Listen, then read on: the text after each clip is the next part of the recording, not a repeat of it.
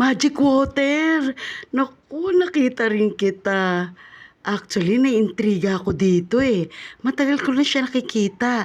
Sa Quiapo, Divisoria. Sa may amin meron din eh. Pero this time, sinadya kong Divisoria para matikman siya. Ano kaya lasa nito? Bakit kaya siya tinawag na magic water? Magic na tubig?